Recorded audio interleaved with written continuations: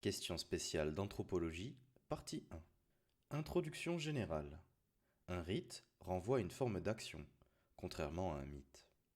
Question de l'efficacité symbolique. Dans les sociétés à tradition orale, certaines techniques magiques produisent des effets. Comment le comprendre sans recourir à des entités mystérieuses? L'anthropologue s'appuie pour ça sur des propriétés du langage humain. Différence entre ces sociétés et celles qui ont un champ autonomisé pour la science. Thèmes et auteurs qu'on va aborder dans ce cours. Evans Pritchard et la sorcellerie et les apports classiques. Travaux contemporains, dont la résurgence de la magie dans certains contextes et certains pays d'Afrique noire subsaharienne, une résurgence sous forme déformalisée. Les apports théoriques, avec le structuralisme de Lévi-Strauss, le culturalisme de Franz Boas, une hypothèse de Sapir-Whorf, l'influence du langage sur la manière dont on perçoit le monde, et donc un cas limite du relativisme culturel, donc il n'y a pas de traduction possible entre les cultures. Ce sont des modèles incommensurables et on ne peut pas se comprendre avec des visions du monde différentes. Et enfin, avec le lien avec des questionnements contemporains. 1. Ouverture. Retour sur quelques grandes questions anthropologiques en lien avec le processus de l'hominisation. 1.1. Repérage et mise en perspective. Pointer des dimensions importantes pour comprendre la vie sociale et symbolique des humains. Question de la vision du monde. Souvent, elle s'est appuyée sur les mythes. Aujourd'hui, ce serait plutôt sur les sciences. La manière dont on perçoit l'évolution du monde est intéressante. Dans les mythes, il y avait des récits de l'origine du monde. 14 milliards d'années, le Big Bang. Il y a 65 millions d'années ont disparu les dinosaures. Il faut remonter à 7 millions d'années seulement en arrière pour l'apparition de la lignée humaine, suite à une bifurcation entre deux lignées de primates. Les grands singes actuels et les humains ont un ancêtre commun. Les paléontologues disent que le berceau de l'humanité se trouve en Afrique. On a retrouvé un fossile qui atteste de la bifurcation. Australopithèque représenté par Lucie, c'était il y a 4 millions d'années. Très distinctif chez les australopithèques des hominidés par rapport aux primates. Une bipédie, station debout. Scénario de l'Inside Story. Les humains se seraient adaptés à un changement climatique qui les aurait fait quitter les arbres pour s'enfoncer dans des savanes à herbes hautes. Être debout permettait un champ de vision par-dessus. La bipédie a donné un statut beaucoup plus important à la vision, alors qu'on sait que la plupart des mammifères accordent plus d'importance à l'odorat. Donc on a un déclin de l'odorat. Dans l'avènement de la philosophie classique, un élément central est l'importance de la vision. Par exemple, l'allégorie de la caverne de Platon. Un accès à la vérité en sortant de la caverne pour pouvoir contempler, théoria, les idées éternelles. La contemplation grâce au primat de la vision. La bipédie va aussi libérer les deux membres avant et surtout les mains, ce qui permet de développer la préhension grâce aux mains. Le pouce humain est plus capable d'être en opposition par rapport aux autres doigts et permet donc de prendre des choses. Cette évolution physiologique va favoriser l'utilisation des outils. Les bébés humains vont naître prématurés, même quand ils naissent à terme, ce qu'on appelle la néoténie, inachèvement à la naissance. Les conséquences de ça sont que les bébés ne sont pas capables de se débrouiller seuls dès la naissance. Il est alors pris en charge par le groupe. Donc l'humain, pour pouvoir progresser dans sa maturation, doit être socialisé. La néoténie appelle une prise en charge, une socialisation, une éducation. Ça suggère que la socialisation est un peu une seconde nature chez l'humain. On a donc une diminution de la part de programmation biologique instinctuelle compensée par une part plus grande prise par la socialisation, l'éducation, la culture ou encore les apprentissages. 1.2. Les outils et le langage. On a l'étape suivante. 2,5 millions d'années avant notre ère. Homo habilis, qui a un usage permanent des outils. En bois, en pierre taillée, elle permet aussi de construire un habitat, des vêtements. L'usage des outils n'est pas le propre de l'humain. Les castors, par exemple, construisent des barrages, les oiseaux des nids. Au premier stade de l'hominisation, l'utilisation des humains de l'outil ne s'en distinguait pas vraiment. Ça a changé avec l'Homo habilis, qui en a fait un usage permanent, intégré aux formes de vie humaine. L'outil devient doté d'une fonction, l'ustensilité. Cet objet reçoit la propriété d'être un objet utile, donc l'outil permanent précède de loin l'apparition du langage. Il y a 1,7 milliard d'années avant notre ère, on a l'Homo erectus, qui sort de l'Afrique et peuple les autres continents. Et enfin, environ 400 000 ans avant notre ère, les humains maîtrisent le feu. Tant qu'ils ne savaient pas le produire eux-mêmes, ils devaient en permanence l'entretenir après l'avoir récupéré. Cette activité devait être coordonnée parallèlement à la chasse. Il semblerait qu'il existait une division sexuelle des tâches. Les hommes chassent et les femmes cueillent. La chasse suppose aussi des techniques et des ruses. Certains auteurs comme Nietzsche pensaient que la culture dérivait de la chasse. La chasse est en bonne partie la ruse, le faux-semblant, etc. Certaines activités de la chasse deviennent sublimées dans la culture. Avec le feu, en cuisant les aliments, on entraîne des modifications physiologiques. On digère plus facilement quand c'est cuit, donc développement plus performant de l'humain. Ensuite, les conséquences sur le plan symbolique et culturel. Il y a une distinction entre le cru et le cuit, venant de Lévi-Strauss. Exemple de dichotomie opposition binaire. Le cuit symbolise la civilisation, donc tout ce qui est transformé à ce que procure la nature. Les Grecs anciens tuaient de manière rituelle les animaux. Le boucher était un sacrificateur, puis on se partageait la viande rituellement.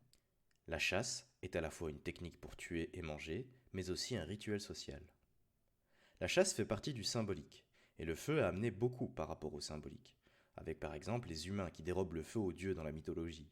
C'est aussi un foyer de la lumière avec autour de l'obscurité.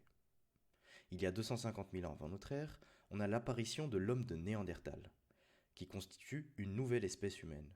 Il y a eu d'autres bifurcations de l'hominisation qui ont créé d'autres espèces humaines, mais on admet qu'elles ont disparu. Et ça va aussi être le cas de l'homme de Néandertal. Il a coexisté avec l'Homo sapiens pendant un temps. Les Homo sapiens sont les hommes modernes au sens où ils présentent une physiologie comparable à la nôtre. Il y a juste quelques différences superficielles, du point de vue physiologique et du volume de la boîte crânienne et des compétences intellectuelles. Par définition, l'Homo sapiens pris individuellement a plus ou moins les compétences cognitives que nous avons. Mais ce qui fait la différence, c'est que l'intelligence n'est pas qu'individuelle. Elle renvoie à des compétences socialement distribuées et qui font l'objet d'institutionnalisation et d'un développement sous la forme d'outils. Par exemple, l'invention de l'écriture a joué un grand rôle du point de vue de l'accroissement des compétences humaines. Certains disent qu'il y avait des gens aussi intelligents qu'Einstein à cette époque. C'est possible, mais il n'y avait pas les outils nécessaires pour transmettre ses pensées à son groupe. Donc, les modes de communication sont très importants. Pendant très longtemps, l'écriture a été monopolisée par des scribes au service du pouvoir. Il y a un rôle du contexte social. Si elle est réservée à une élite, l'écriture ne peut pas déployer ses effets. Nous ne sommes pas plus intelligents individuellement que les hommes du néolithique, mais nous avons des institutions qui ont permis l'explosion du savoir et des technologies. L'homme de Néandertal est une autre espèce humaine, une variante des hominidés. Il a été découvert au XIXe siècle, et on a longtemps cru qu'il ne pouvait pas se reproduire avec Homo sapiens. Mais on a démontré que ce n'était pas le cas. Cette espèce n'était pas à ce point différente. Certaines personnes aujourd'hui conservent des caractéristiques qu'on retrouve dans le génome de l'homme de Néandertal. On s'est beaucoup interrogé par rapport à la disparition de l'homme de Néandertal qui survient vers la fin du Paléolithique supérieur. On reste dans le flou, mais il y a plusieurs hypothèses. Des facteurs environnementaux, avec la dernière glaciation, il y était bien adapté et le réchauffement l'aurait fini. Les épidémies, des conflits avec Homo sapiens, ce qui n'est pas la plus probable après 200 ans de coexistence. Il est possible qu'Homo sapiens ait connu un développement social plus important et qu'en se diffusant, il ait rendu plus précaires les conditions de subsistance de l'homme de Néandertal. Cette disparition a aussi pu être plurifactorielle. Il était de constitution plus robuste qu'Homo sapiens, donc c'est interpellant que ce soit lui qui ait disparu. L'idée que l'humain est caractérisé comme un animal, le Protagoras, raconte que les dieux ont distribué à toutes les espèces des griffes, etc. Et l'humain se retrouvait assez démuni. C'est pour ça qu'il a dû innover et inventer grâce au langage articulé et aux outils. Cette image d'un humain dépourvu de défense naturelle ressemble fortement aux interactions entre Néandertal et Homo sapiens.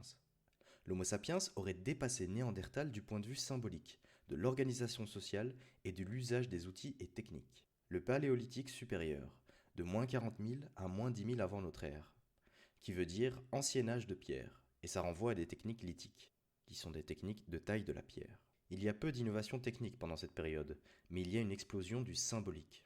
Grand bond en avant, des pratiques typiquement humaines apparaissent, comme le fait d'inhumer les morts avec des objets d'accompagnement, qui étaient parfois même des humains. Ces pratiques font penser qu'il y a des rituels funéraires et qu'on se met à imaginer que la mort pourrait continuer à vivre dans une autre dimension, dans un monde invisible. Une forme de vie après la mort. Et donc, ça implique une capacité d'imaginer quelque chose au-delà de ce qui est manifestement donné. Selon les hypothèses les plus probables, les morts d'accompagnement sont généralement des esclaves. Donc, la société différencie déjà des statuts. Mais les morts d'accompagnement ont surtout été trouvées dans des fouilles datant du néolithique. Dans le paléolithique, ce sont des chasseurs-cueilleurs nomades avec une organisation sociale assez simple et de type relativement égalitaire, mais pas totalement dépourvue de différenciation statutaire. Il y a une répartition sexuée des tâches, une distinction de la chasse et de la cueillette au niveau de la cuisine, avec une consommation de la viande associée à des rituels jusqu'en Grèce antique. Apparition des premières formes d'art, parures, aussi marqueurs de statuts différents. Ensuite, au néolithique, qui signifie nouvel âge de pierre, il y a des innovations majeures. La maîtrise de l'agriculture et de l'élevage. L'agriculture se développe sous la forme de cultiver des céréales, et pour utiliser des céréales, on doit utiliser des meules pour broyer les grains. Donc une nouvelle technique de la pierre qui doit être polie. Agriculture et élevage supposent sédentarisation. Sédentarisation. Les premières cités et organisations politiques d'une certaine ampleur. Émergence des proto-États. Administration, comme l'Égypte antique, Babylone, l'Empire perse. On établit le territoire, on fait des listes d'états civils. Car le pouvoir s'affirme en levant l'impôt, donc on a besoin d'une liste des gens imposables. Il y a une distinction entre ville et campagne qui suppose aussi des asymétries sociales. La ville est supérieure à la campagne. Innovation technologique. L'âge du bronze, puis l'âge du fer.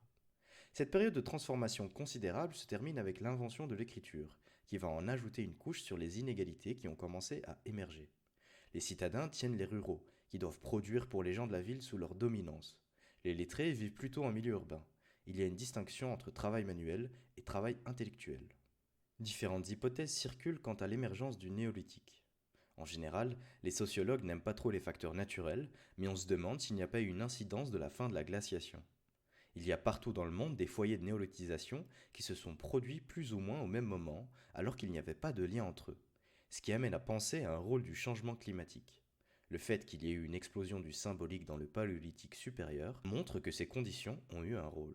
On a deux lectures possibles par rapport à la révolution du néolithique. Gordon Childe dit que ça a d'abord été une révolution de l'agriculture. On observe que des groupements pratiquent une petite horticulture d'appoint, donc une cultivation d'un jardin, et acquièrent des savoir-faire pour domestiquer les plantes. L'agriculture est l'apprentissage de la domestication des plantes, en parallèle de l'élevage, une domestication d'animaux sauvages. Ces savoir-faire aboutissent à l'agriculture à plus grande échelle, et celle-ci va entraîner la sédentarisation. Mais on a aussi la lecture alternative, d'Alain Testard.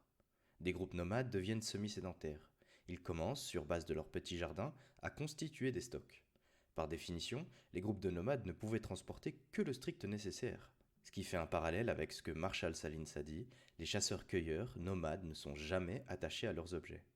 Donc, une révolution de commencer à s'attacher et à vouloir accumuler des objets.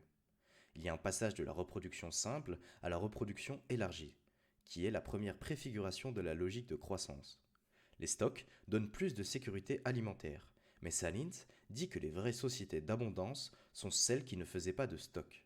Plus on fait de stock, plus on élève notre niveau de besoin, jusqu'à la société de consommation basée sur des besoins artificiels. Pourquoi sommes-nous passés à ces nouveaux modes de vie? C'est sans doute en lien avec les logiques de pouvoir qui donnent du pouvoir à des groupements humains qui détiennent des nouvelles technologies. Par exemple, elles en viennent toutes à maîtriser l'écriture pour ne pas être technologiquement inférieures. 1.3. Texte d'André-Georges Audricourt. Il a été élève de Mauss, mais aussi autodidacte. Son texte Domestication des animaux, culture des plantes et traitement d'autrui soulève l'hypothèse qu'on peut établir des liens d'affinité entre le traitement de la nature et des humains à travers des formes d'organisation sociale et politique. En repartant de la révolution du néolithique, il suggère que les changements dans les rapports entre l'homme et la nature ont des conséquences sur les relations sociales et politiques entre les humains. À travers la domestication, on instaure un nouveau rapport aux animaux, à savoir amical ou affectueux. L'animal devient quasiment un compagnon de l'humain. Et en même temps, ça débouche sur des nouvelles formes de violence. La récolte avec l'arrachement des plantes, et on tue les animaux qu'on élève. La chasse était entourée de rituels lorsqu'on tuait des animaux. Dans les sociétés traditionnelles, la violence perpétuée contre les animaux s'entoure généralement de rituels ou encore de cérémonies. Aujourd'hui, une désymbolisation du rapport à la mort des animaux s'est effectuée. Audricourt distingue entre deux modèles idéal typiques. 1. La culture de l'igname, avec la Mélanésie, etc. L'igname est une plante fragile qui nécessite beaucoup d'attention et de soins pour être cultivée. Il dit que c'est un peu le même principe pour la culture du riz. Elle suppose qu'on aménage le sol sur lequel on fait pousser la plante de manière à favoriser la croissance de la plante. Donc, une action indirecte négative. Pour favoriser la croissance de la plante, on n'intervient pas sur la plante elle-même parce qu'elle est fragile, on intervient plutôt sur son environnement immédiat. Et de manière négative, car on essaye d'empêcher ce qui pourrait gêner la pousse. En parallèle, arracher les mauvaises herbes. 2. Élevage du mouton. Pourtour méditerranéen. Figure du berger pasteur, en parallèle de Foucault et le pouvoir pastoral. Donc on a une action directe positive. Le berger veille sur son troupeau en faisant attention à chacune de ses bêtes prises individuellement. Il ne veut perdre aucune de ses bêtes. C'est une action positive directement sur les individus de son troupeau. Ces modèles auraient débouché sur différentes façons de concevoir les rapports entre humains et le pouvoir exercé sur les humains. Dans la tradition occidentale, la figure du berger a fait l'objet d'une valorisation et d'une idéalisation dans la Bible. On a Abel et Caïn. Abel est pasteur et Caïn, le cultivateur, l'assassine. Plus, figure du bon pasteur, brebis et carré. Ensuite, on a la phrase L'homme est un loup pour l'homme, qui remonte aux Romains. Chez Aristote, un pasteur est la figure du paternalisme. Modèle de la culture de l'igname. On pourrait faire des liens avec des pouvoirs qui se diffusent en Asie, en Extrême-Orient. Traditionnellement, on considère que les formations politiques de la Chine traditionnelle, entre autres, avaient une absence d'affinité avec ce qui avait été développé en Europe et en Afrique. Donc une organisation politique basée sur le forum agora, la discussion, l'échange. 1.4. Texte d'Émile Benveniste. 1.1.4. Introduction et thèse. Communication animale et langage humain. C'est un texte classique de 1952 qui introduit des clarifications, mais qui peut aussi être critiqué sur certains aspects. C'est un linguiste français apparenté au courant du structuralisme, comme Dumézil et Lévi-Strauss.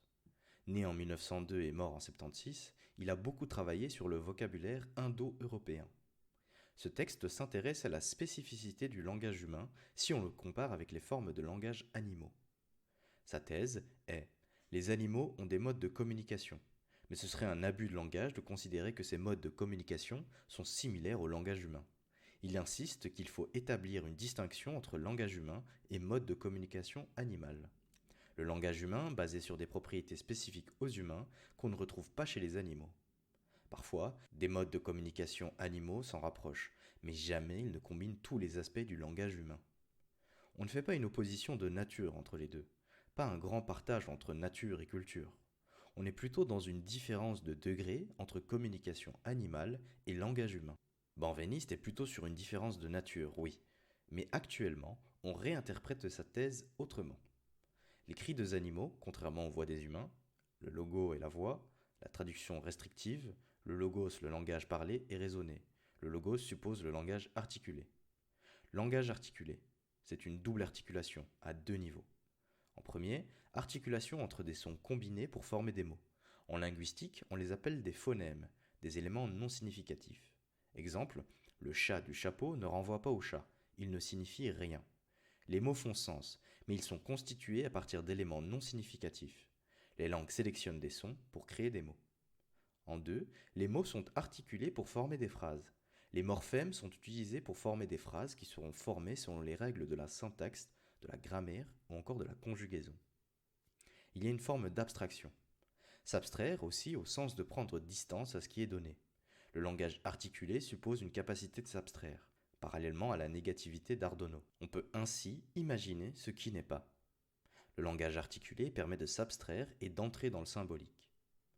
Une double articulation en rapport avec la caractéristique que le langage présente une forme propositionnelle. Les phrases sont des propositions par rapport auxquelles l'interlocuteur peut se positionner, et interlocutive. Cela n'est pas présent dans le langage animal, comme dans la danse des abeilles avec Karl von Frisch, qui a parfois été présenté comme un langage, mais c'est un mode de communication. La différence, c'est chercher des généralités.